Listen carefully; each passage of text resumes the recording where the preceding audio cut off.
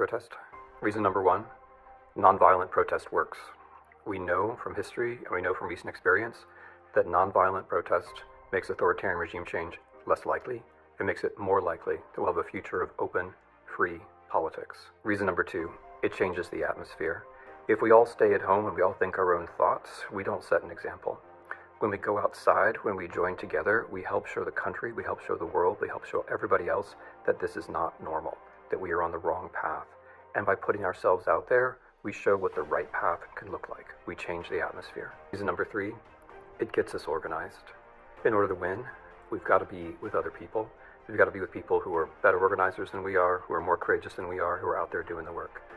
When you go out next Saturday to No Kings, make sure you meet new people. Make sure you make new plans. Make sure you help us stick together. We can get through this together. Reason number four, protests win elections. We're in a situation where we've got a very important election in front of us. The future of the Republic depends on it. The opposition has to win. But the opposition isn't just a party. The opposition is a coalition. And when you take part in protests, you build that big coalition. You build that force and that energy which can actually lead us to victory in special times. Protest wins elections. Reason number five, protest brings joy. Protest makes us happy. If you're feeling alone, if you're feeling isolated, protest is just the thing. Because when you protest, you're with other people and you feel like you're making a difference, and you feel that way because you are making a difference. Hopelessness turns into hope. Join us, No Kings, March 28th.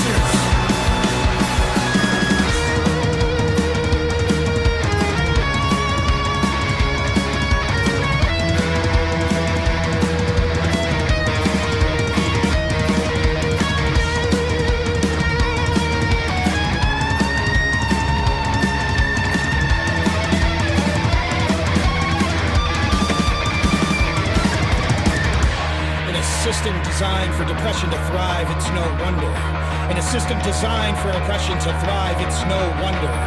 In a system designed for white supremacy to thrive, it's no wonder. In a system designed for a class war to thrive, it's no wonder. In a system designed for grifters to thrive, it's no wonder. In a system designed for oligarchy to thrive, it's no wonder. In a system designed for genocide to thrive, it's no wonder. In a system designed for death to thrive, it's no wonder. Yeah. Yeah, buddy. Right on. Wow. Yeah. That was a super metal opener. That is the where is it from? That is the band is called the Dead Pioneers, and the song is called No Kings, and I thought it was appropriate. Yeah. Because how there's a what year No is Kings it? thing. Where this year. Just released. Cool. Literally listening to some like Lost Dead Kennedys track or something. I loved it. Welcome everybody to Rad Pod and Not So Chill. I'm Heidi Kuda, I'm here with my co-hosts, High Fidelity and Jim Stewartson.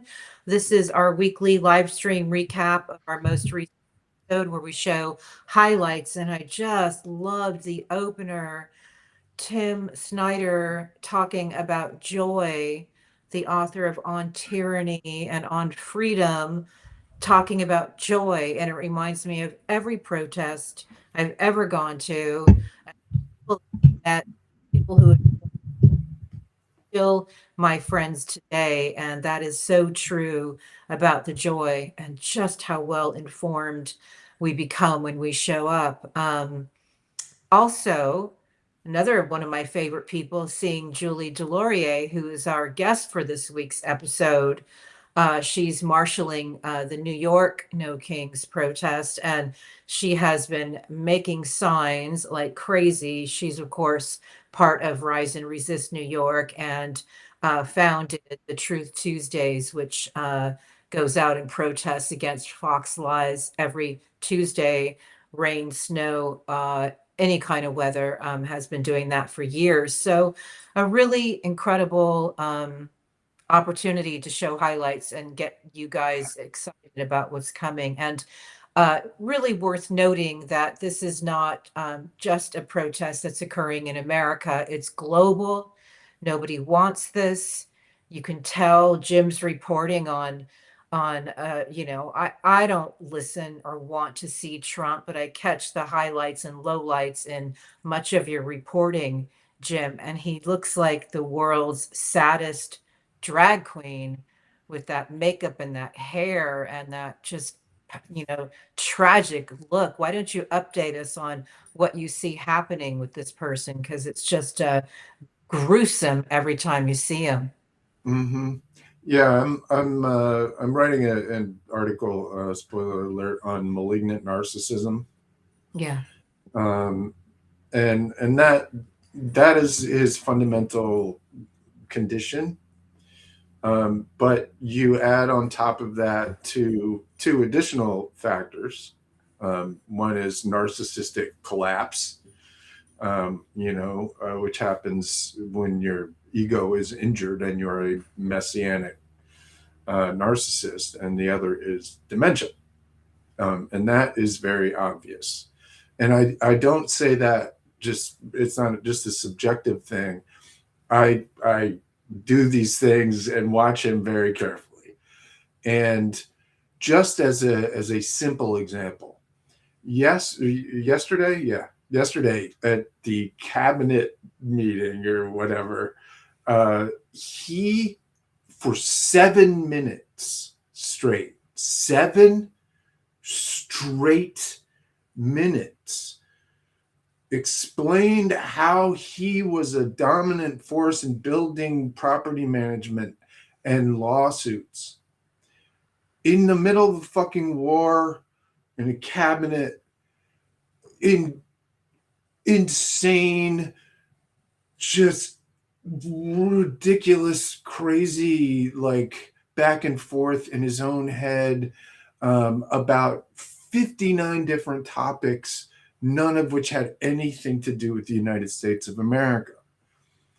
And it used to be, he would go off on 30-second tangents and it would be a minute or two, and it was like 3-4 minutes. Now he's like, the people around him, you can see them, they don't even know when to laugh anymore. They don't know when to chuckle with him because he's doing one of his like wannabe, Hoboken comedy act things. Right. You know what I mean?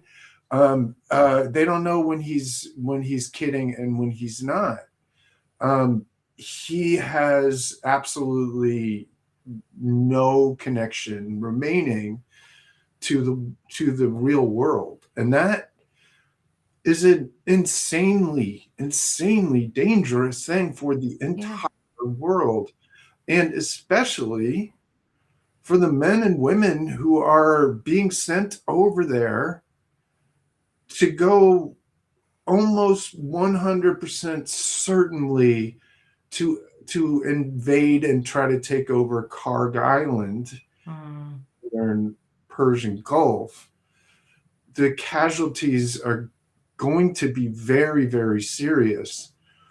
And all of it has to do with this man's diminishing and deteriorating psychology. All of it, literally all of it. There's no part of this that can't only be attributed to this one person's pathology, not his ideas, not even the ideas of the lunatics around him, not even his own self-preservation. It's literally his pathologies speaking. Briefly, malignant narcissism, the simplest way to think of it is a combination of two things. One is narcissistic personality disorder, which is grandiosity, projection. It's the 1% to 2% of people that we've all had them in our life. Everything is about them. They will stomp all over everybody. Those people exist, right? But if you combine that with something else called antisocial personality disorder, commonly thought of as sociopathy, shares some qualities with psychopathy. ASPD and NPD are both clinical disorders. And Eric Fromm and some other psychologists added to it and created the combination of the two, which happens in a very small number of people, often in the most powerful people in the world. And that is a combination of narcissistic personality disorder and antisocial personality disorder. And these people are different creatures altogether. And we've got effectively the entire cabinet plus the entire elite oligarch class are all these creatures. Yeah. All of them. Sadism. Okay, so briefly, but I'll end. It's a narcissist who is also sadistic and paranoid and sociopath. Those are the when you put those together, that's what you get. You get a messianic narcissist who is also sadistic and paranoid. And that is what we have. Adding on top of that, the dementia, there's literally no connection between him and reality. We all start out as newborns, as infinitely narcissist, right? All we know is what's in our head. It's been dark, and all we know is our own feelings and shit. All of a sudden, it's like, what the fuck? There's all this going on around us, and we gradually learn that there are other people in the world. There are other entities that react, and most of us learn that they have feelings, and that those feelings matter, and that they're like us. The malignant narcissist never has that feeling. They have never in their life looked at another person and thought, that person is like me. They always look at other people and think, how do I use that object? Yeah. And that is what we have in the fucking White House. And it used to be that he had a little bit of frontal cortex remaining, where he could kind of keep things regulated a little and under control, and he had people around him who would circle the fucking borders to make sure he didn't go crazy. None of that is available to us. And so all that's going to happen is that this malignant narcissist is going to try and take us with him. Yeah. And that is the part that I need to emphasize. A dying malignant narcissist isn't going to suddenly have a case of the, I want to, I hope everybody else has a nice life. Yeah. Absolutely not. Every single one of them would take the entire world with them if they could. Right. But very few in history have had the opportunity to do so. So that is my update on Donald Trump. Wow, you've said for a long time that we've been sorting sociopaths to the top. And so what we see now are all these disorders that have been sorted to the top. And I keep on thinking about all the people who have said over the last decade, our checks and balances, this'll be, Congress will prevent this, norms will prevent this. Jim, you were 5 years ago saying, norms are not going to prevent this. And yet he still has all these people around him uh who uh like you said don't even know when to laugh anymore. When do they get worried about the stink of this being on them? Or is it still just, is there still just too much for them too much of a great opportunity for them to profit off this regime? Like, I mean, I understand some have compromised, compromat issues, but what about the people flanking him on each side who are just kind of like, No, but they're also malignant narcissists. hmm, You have to be a sociopath to be in a position like that in that regime. Now, wow, to be clear, and this is something that Fromm also talked about, there is group narcissism.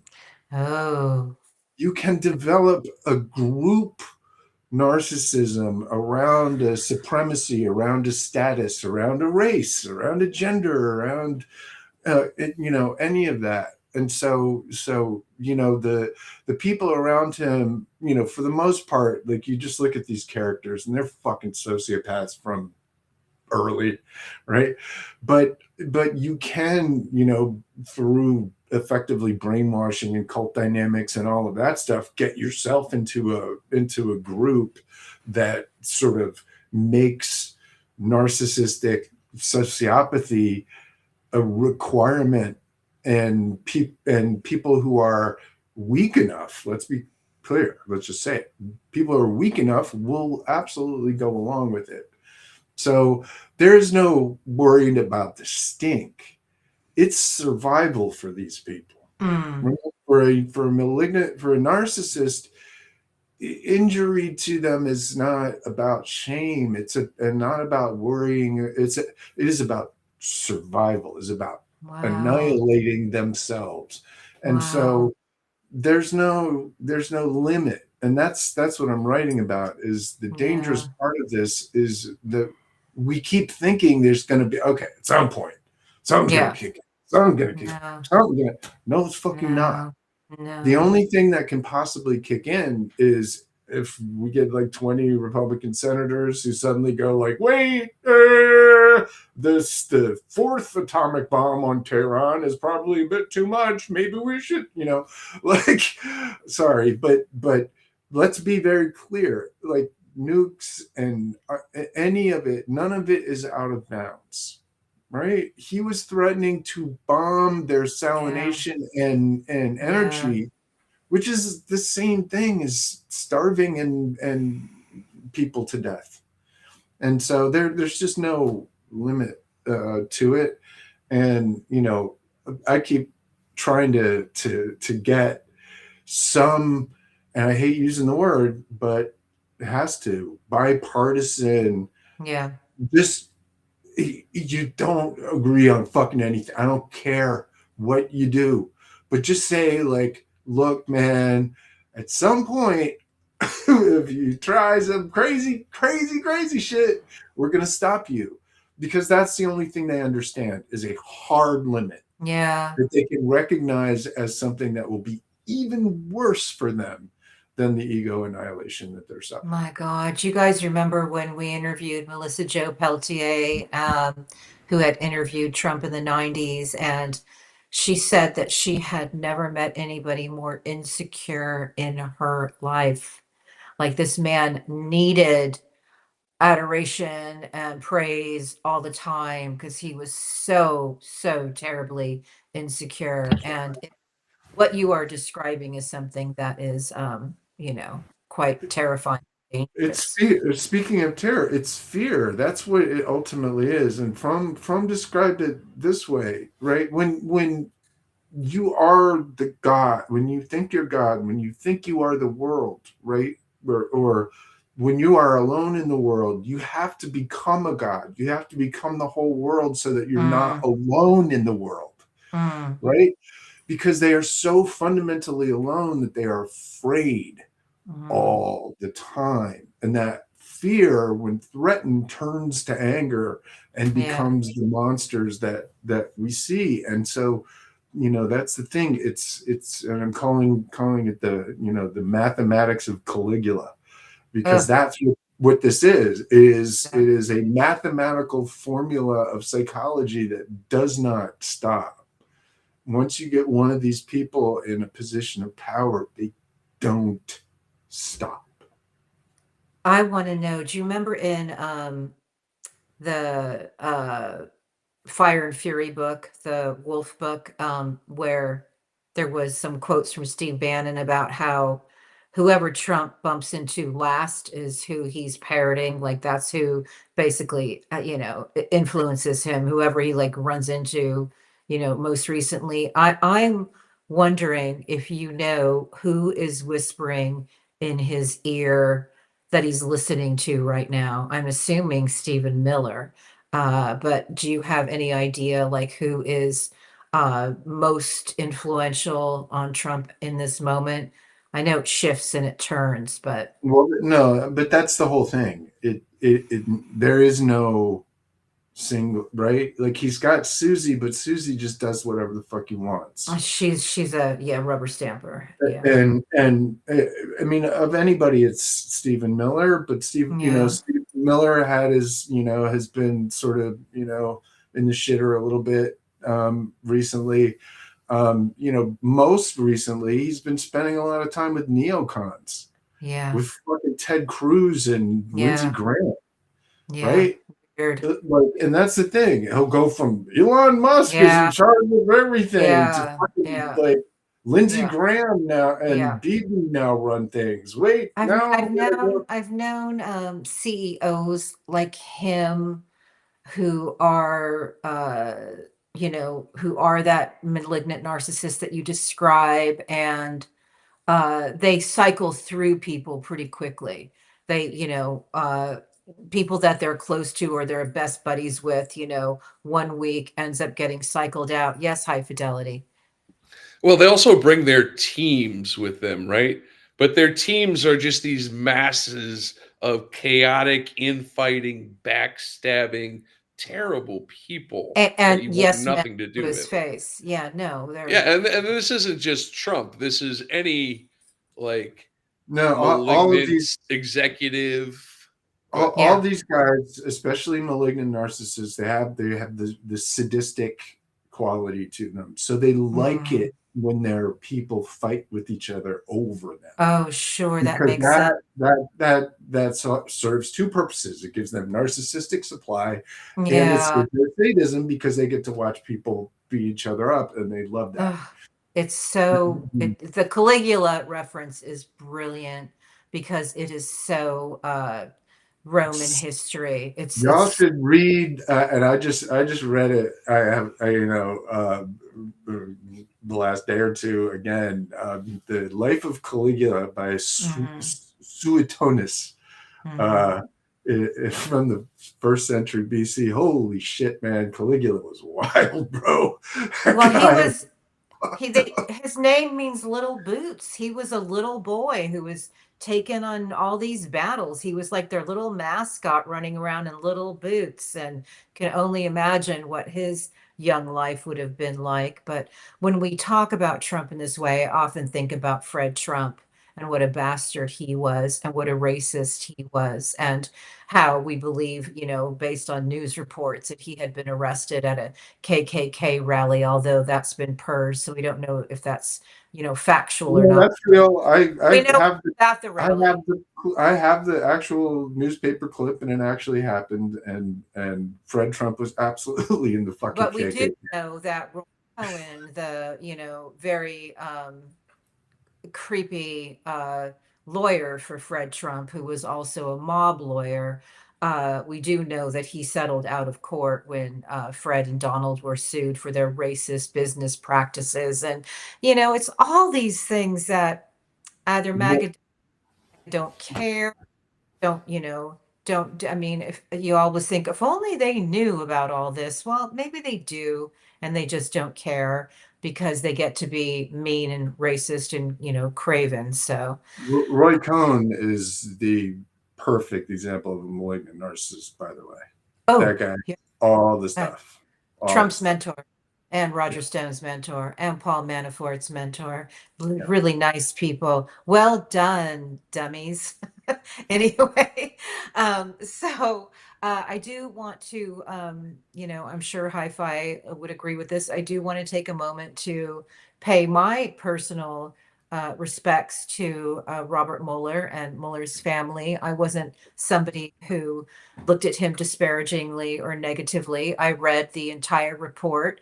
The report did not exonerate Donald Trump. And I also, in 2017, realized that a massive effort would be underway to try to trash Mueller's character and reputation. So in 2017, I sat down and did a side-by-side timeline of Donald Trump and the life of Robert Mueller. And on one hand, you have somebody who was, truly an American hero, an iconic person. People who worked with him when he headed the FBI had, a lot of incredible things to say. I did a whole series on this all the mob takedowns he was involved in. And yeah, I'm I mean, the whole thing is tragic how everything went down. I'm sure Jim and Hi-Fi will bring in the fixer Bill Barr right about here. But he was, in my mind, an American hero, and I'm sorry that he's passed. And I just wanted to He was literally an American hero. He was a Purple Heart, Bronze Star, was FBI director under Bush and Obama. Absolutely a real American hero if there ever was one. However, unfortunately, despite the good work that he did and the 1,000-page fucking report that he wrote and the actual Russians that they watched cheat in the 2016 election that he named and showed all the fucking how it all tied to everything else, what he didn't do was take it the last mile. And I can't help but feel that some of that had to do with his condition. He was clearly suffering from Parkinson's. He died of Parkinson's, and he was clearly already suffering from it when he testified. And unfortunately, all of that work, all of those that hubbub, Mueller time, all that shit got absolutely deep sixed by fucking Opus Dei deep state fixer Bill Barr, and just fucking went away. And in my view, he didn't do what he needed to do to defend it, to stand up for it, and to push back against Trump. I think in from what I understand from that period of time and all the lawyers that I was interviewing during that period of time, that they believe that he would then hand this over to Congress and Congress would then take it from there. That's not what happened. William Barr got in front of a camera and said, Trump did nothing wrong. Nobody read the report, and the rest is I mean, democracy. First of all, if you don't anticipate that they're going to do political fuckery, you're not paying doing attention. your job. I'm sorry, but that's not an excuse. It's not and once they do it, you don't just sit back and go, "Ooh, it's not my job to comment." Bull fucking shit, dude. Yeah. Like, what are you doing, man? Like, that's the thing. Like, I don't believe that the guy who took down the mob would sit back if he was, in full form. Mm, That's not, again, it has nothing to do with the fact, with the man's life of service. He yeah, absolutely deserves our respect. yeah. But, I can't help but feel like all the way along the line, fucking, Chris Ray and Mueller wasn't quite there, and Garland was a fucking disaster, and What was like that? these deep state, like flaccid losers that just all the way through. And sorry, I don't mean that about Mueller's thing, but We know what you're that's how saying, it came out at the end, right? right? That's what happened. It just flopped away, and it's not acceptable. We don't have on our side anywhere the instinct to actually finish the fucking job and get these people off the street, get like show people that this isn't just an elitist, mirage. And so far, we've got no evidence to the contrary, not in a long ass time. No, but as Hi-Fi knows, because we interviewed Julie Delorier today, we do have incredibly amazing patriots out there doing incredibly important work week after week and letting the world know. And it's very important being in Europe right now that Europe can look at America and see that people are trying to have their voices heard and protest this criminal regime. And I think we should start hearing some clips from Julie. Once more into the breach, dear friends. Once more. There's a clip. Henry Five, blanking on that wonderful actor's name, where there's a breach in the wall, and they're beaten and they're worn out, and he says, "Once more, dear friends, once more unto the breach." And we gotta keep going. We gotta keep going. We're in this for the duration, whatever it takes. Once more into the breach. Into the breach. I think that was Kenneth Branagh. If That sounds right. Heidi, you're muted. Heidi, you're muted. You're My mouse is dead, so I can't unmute myself easily. Dead man. Kenneth Branagh, I think, is who she's talking about, which really makes Yeah. me that I'm in the middle of his Hamlet, and it's amazing. Yeah, so let's see another clip from Julie. A reporter asked me at the end of an interview, what am I afraid of? And they'd been talking about right-wing provocateurs, right-wing agitators, right-wing violent mobs. And the leading question was, I'm afraid of being hurt. I'm afraid of being Right. killed. And I said, I'm afraid of complacency. That's the one thing that terrifies me. Nothing else terrifies me. Complacency terrifies me. Good Germans who pulled down their shutters, who closed their shutters and bolted their doors while their neighbors were being carried off. Good Germans who went to cafes and enjoyed themselves while the trains were leaving the stations, while the cattle cars were leaving the stations. That terrifies me. I don't see it happening here. I see a lot that if we continue to grow, we will, I believe with all my heart that we will win, that we will prevail. But when I'm handing out flyers on Greenwich Avenue on a sunny Sunday, and young women and young men walk by me rolling their eyes on their way to brunch, that chills me. That's why everybody needs to find a no kings.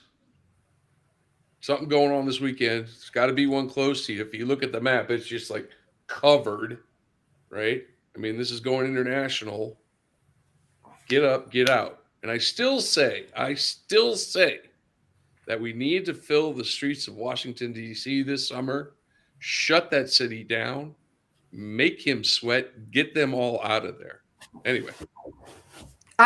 So I just think that as we were talking about Trump earlier, I don't think, yeah, I think when you're wealthy and protected and you got security guards and all these yes people around you, that you can actually think that the world thinks you're great, and you go down to your, beach hotel and there with MAGA face on, and you can think you're great. I don't think anybody can protect him from how loathed he is globally. And I don't care if polls show that all his supporters are, fans of his war, the supporters who he's president. I don't think he can be protected from how the world sees him anymore. Am I right or wrong about that? And does it matter? No, unfortunately, you're kind of wrong, in my opinion, and I mean that because of the structure and because of watching him. He does not have any sense for how bad it is.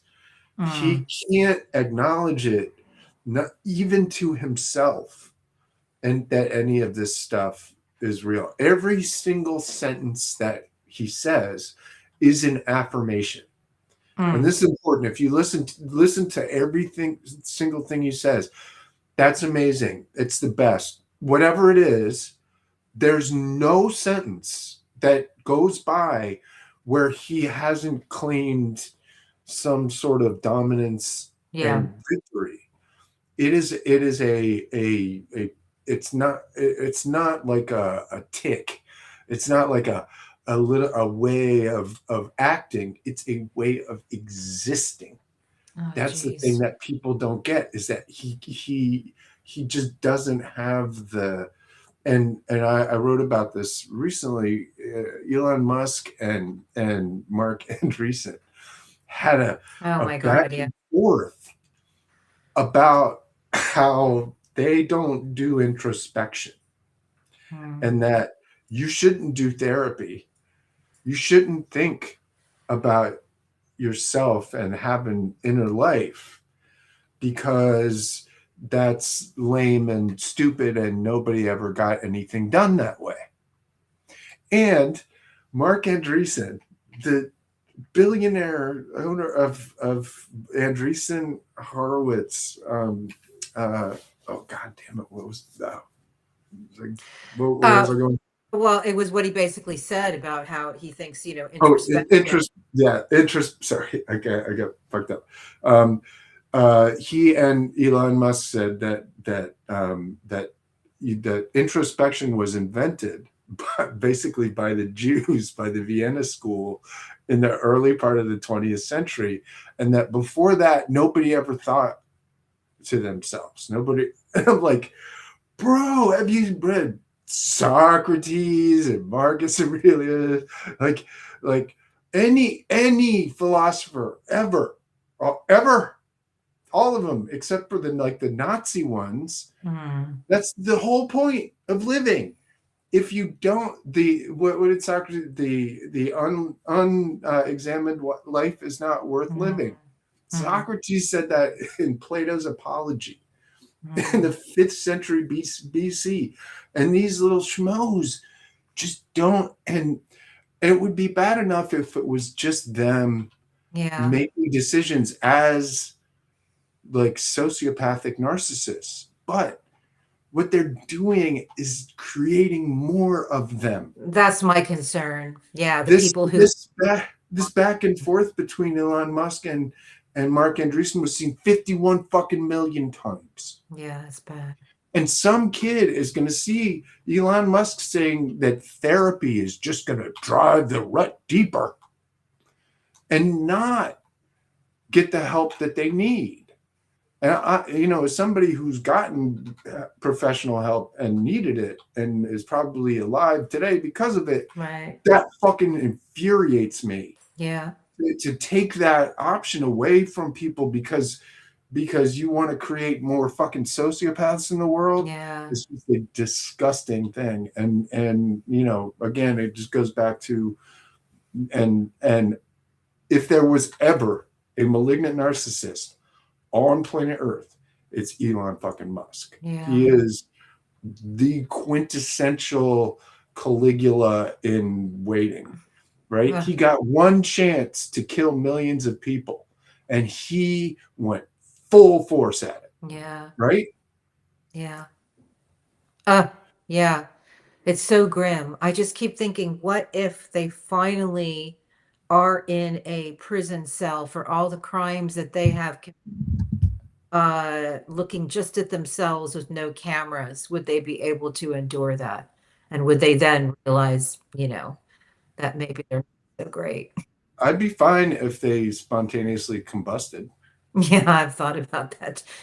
I can't say shoot them into space because that word shoot gets misinterpreted, but what if Well, they you just got banned from Twitter for that shit. I did. I got suspended permanently from Twitter for a day. But if they're just launched into space, just launched, you know, what would the world look like? Man. It's so funny. You got fucking banned for Elon Musk should be shot into space. Like, permanently for a day. And these fuckers are just it's just Nazi like anyway. Yeah. That was the day after I wrote Tech Bro for Byline with both of your brilliant citations. So yeah, let's just take a step back for a second and really look at the actions of these billionaires, right? Because these billionaires, they want you sick, so they attack public health. Yeah. Right? They want you stupid. Yeah. So they attack public education. Yeah. They want you brainwashed, so they consolidate their grasp on media and social media, right? They want to alter people's minds, so they use things like algorithmic manipulation to change people's moods and the way they think and activate neurochemicals. They hire and promote these influencers who are nothing but poison for the most part, because they're trying to radicalize you one way or the fucking other, right? The billionaires, they want to control you, so they buy up your judges, they buy up your politicians, right? The billionaires are engaged in class war against us. Why we don't call it that, I'll never understand. Keep saying it. Think in. There's a simple solution. It's a very simple solution. There are 8 billion people on planet Earth. There are 3,000 billionaires. I'm just going to leave it. In America, there are 350-ish million people. There are 800 billionaires. Let's just have a fight. Let's just fight it out.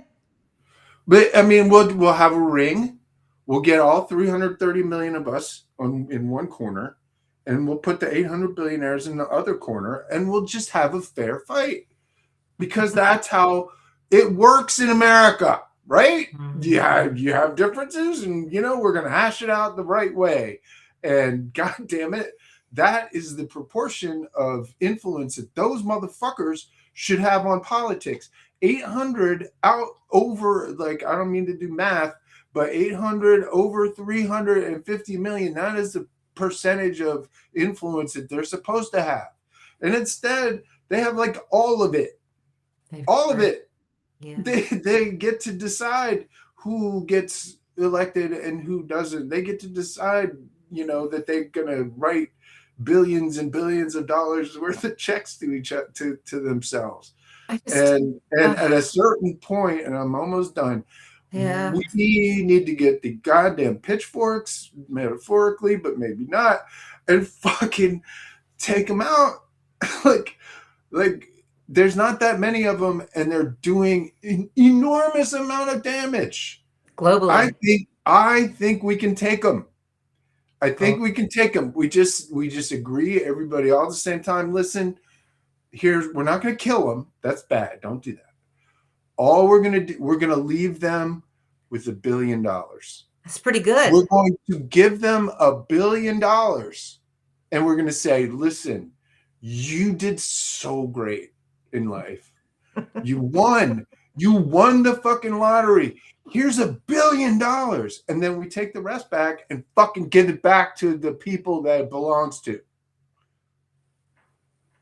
I don't think, I put think a cap on $1 billion. It's very easy. nice. It's very nice, easy. Jim. It's not communism. It's not communism. You can't. Actually, I think 1 billion is a little high. I think no. 300 million. I'm trying to be reasonable. 300 million is plenty. I'm with High Fidelity, who wants to cage these criminals for the crimes against humanity that they have committed. Well, that too, yeah. but has a nice alternative suggestion. But that involves, they don't like laws and shit. They don't like the justice. That's why they're trying to kill. They don't like any of those things. So we're just gonna play by their rules for a little bit, and then we'll set them free with $1 billion. What a deal! What a deal that is! And it could be the French Revolution. It could be late 17th century, 18th century France. We could do it that way, or you can have $1 billion. Which would you like? Would you like the guillotine or $1 billion? Choose. Oh my gosh! You see how somewhere some viewer we're reframing the issue. Sign saying Jim Stewart for president. So let's see some of the signs that Julie Delorier is making for No Kings. Post Trump election 2016, the very first sign I had was "Mein Trump" on the front, where he looked like a fascist Hitler type character, and on the back, which you can see in the photo, is "In the name of humanity, we refuse to accept a fascist America." I called it the F word from the very beginning. Yeah. And I would like to see the signs that you have made for this global protest that takes place this weekend. Oh God. Well, all right. The ones you're alluding to, I think, were for a one-off action that we may do again. But we had a outside Trump Tower. We had a Trump flip off, and I kept so few of them because one gave them back. Generally, when we have we hand out signs, we get 2/3 or 3/4 of them back. I got none back.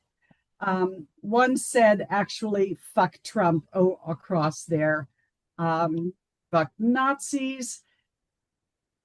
Fuck MAGA fascists. And there's a terrific song by Corey Choi that you should put in the chat called "Ole Fuck Trump." And look it up, play it. It's a joyous song. And we played that throughout the time. And a huge crowd outside Trump Tower just reveled in just giving them a group finger. It was just really joyous. Well, I love it. Made a lot of other signs. This is Bravo. This is our local sign. Great. But I want a sign that says "ICE out, not here, not anywhere." Yeah. That's one that everyone can use anywhere.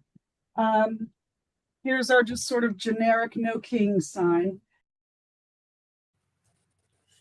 I feel like group finger needs more attention. I feel like we need to get group fingers going all over the place. They used to have what do they call them where you go and have a sudden little dance party. Flash mob. Yeah. Flash mob. Thank you. My friend invented those, and I can remember flash. You go have a little flash mob. You just go have a little group finger.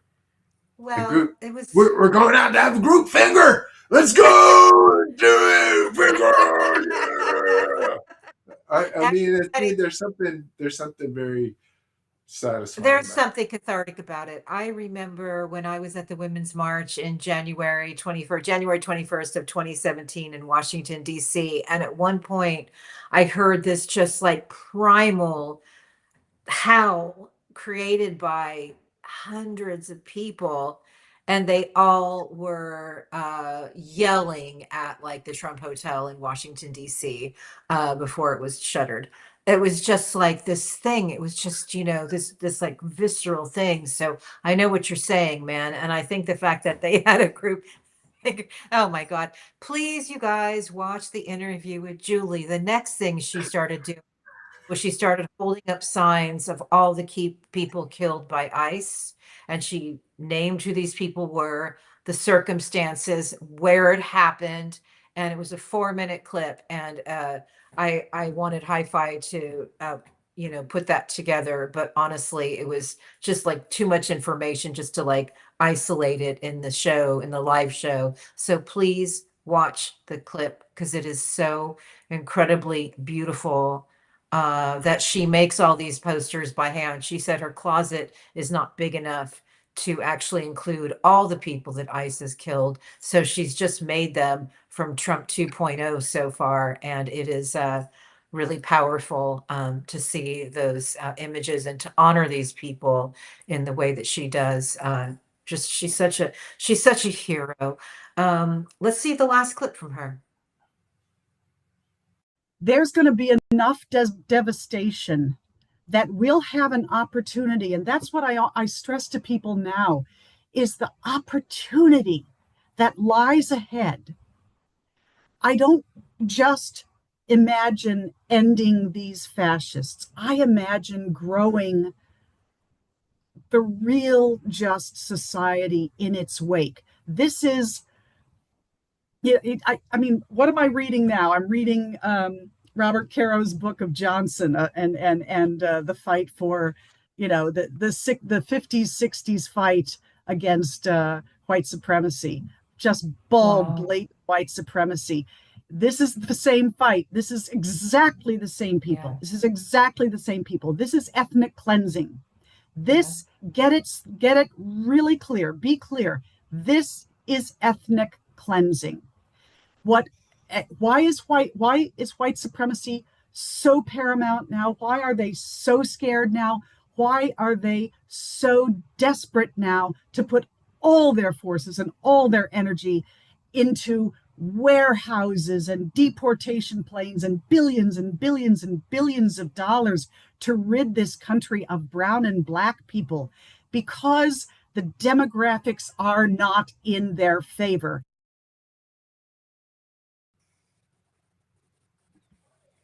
They scared. They're so scared. God save us from like scared, mediocre little white men, dude. Because they're fucking everything up for everybody. I am frequently embarrassed by my own demographic. I'm like, Jesus Christ, guys, like, grow up, you little pussies. It's just in what world? In what world is Andrew Tate a role model for anything other than moral of the story? Don't do that. Like, I don't get it. In what world is Mike Johnson Speaker of the House? Come on now. Come on, man. In what world? Well. In what world is Kash Patel? Okay, hold on. Yeah, and in what world do I get to read his emails? Iran, if you are listening. No, don't tell my joke. No. You don't tell my joke. That's my joke. No. Oh, No.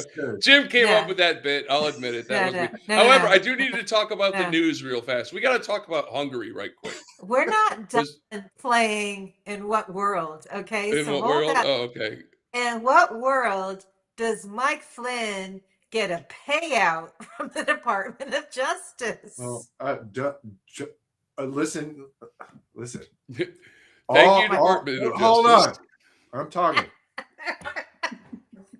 All I know is that there's $1.2 million in Mike Flynn's bank account.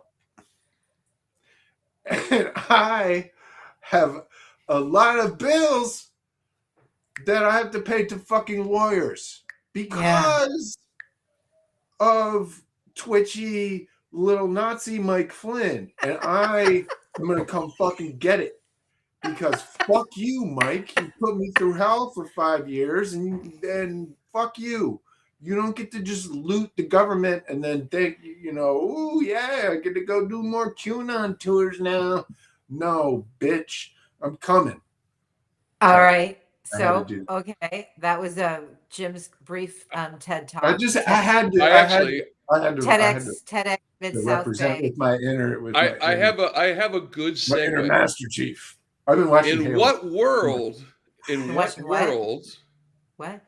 Wait, what? In what world? Been watching what? Halo.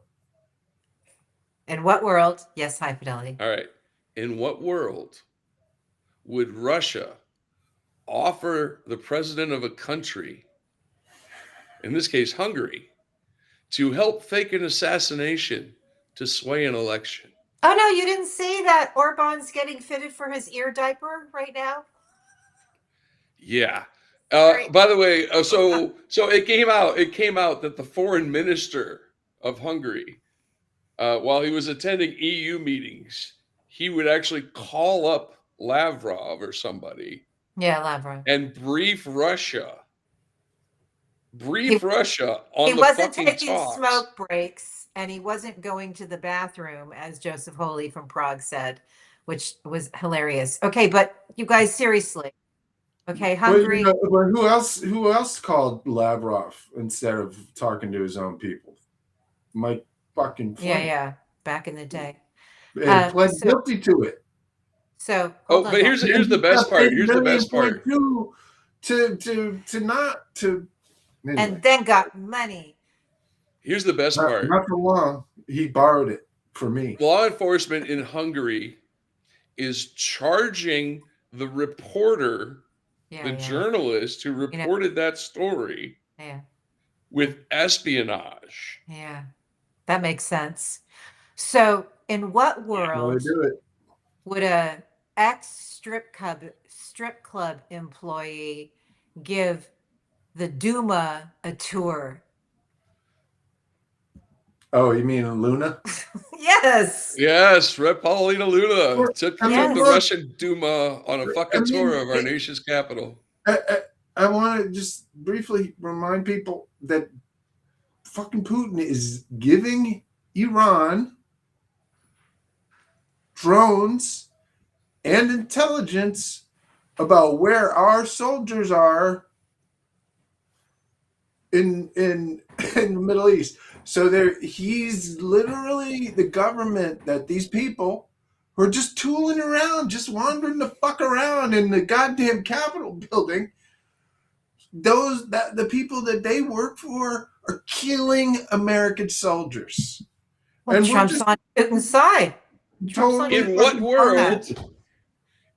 world would the president of the United States then lift sanctions on Iranian oil, Belarus, and Russian oil while they're helping Iran, kill Americans? But no, seriously though, this game is becoming as bad as like a Saturday Night Live skit that goes on too long. But I just got one more. What world would oligarchs whose platforms are used to liquidate democracies globally and are used for horrible things related to children? I always hate using the words. In what world would they just pay a fine? In what world would you just pay a fine? Mark Zuckerberg just pays a fine again. This is a guy whose platform is literally a weapon of democratic destruction. And all he has to do is write another check like he's Rupert Murdoch or something.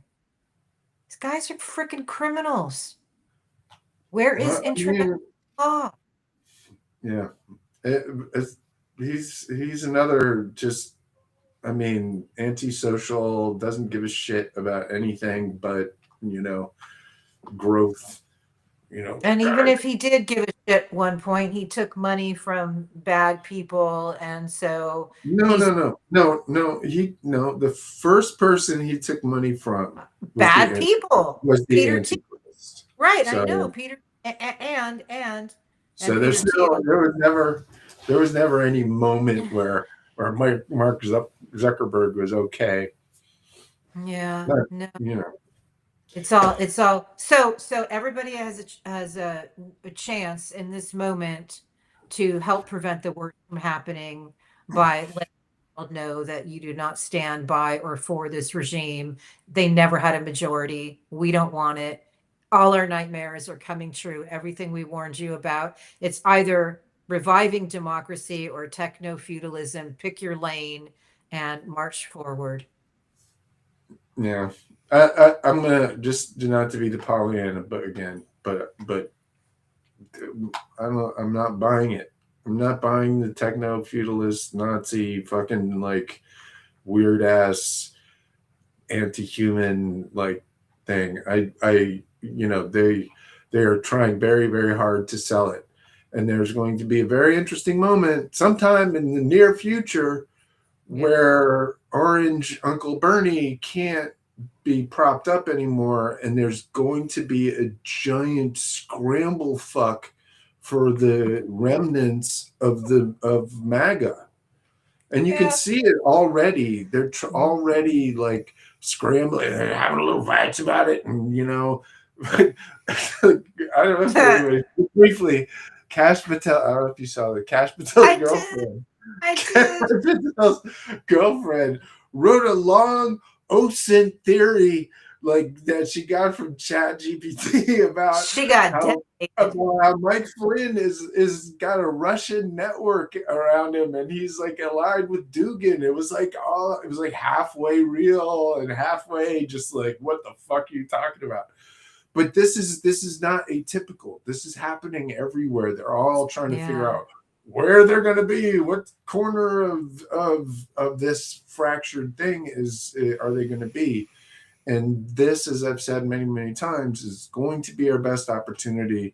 And that, as Julie was talking about there a little bit too, there is going to be an opportunity on the other side of all this. I personally don't think America is going to be getting feudalized anytime soon. I just know too many people are like, what? They just don't have any idea that these people actually have this shit for real in mind.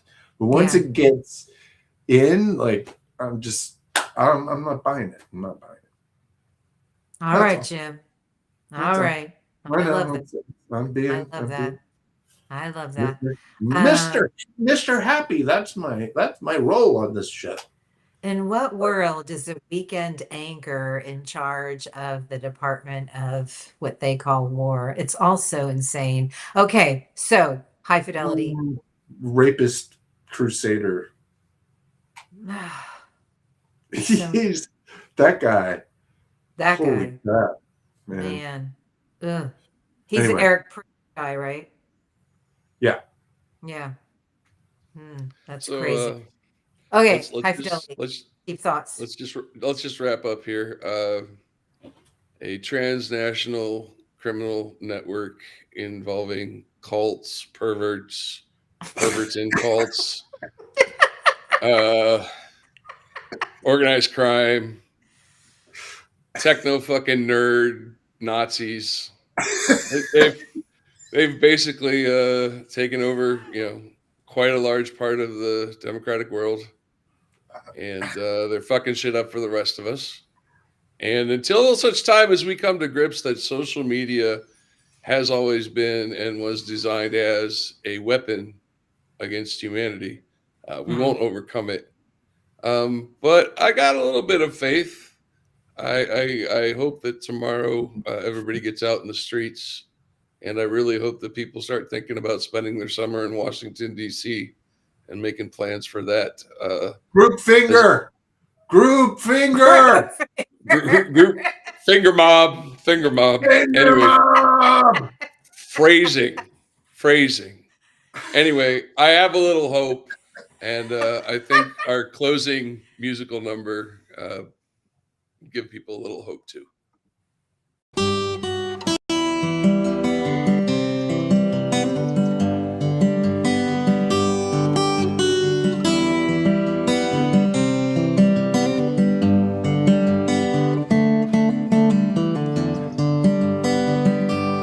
I've been wondering if you have a favorite color, a favorite fruit, middle names, novel or song. I've been wondering what God you speak to when things go wrong.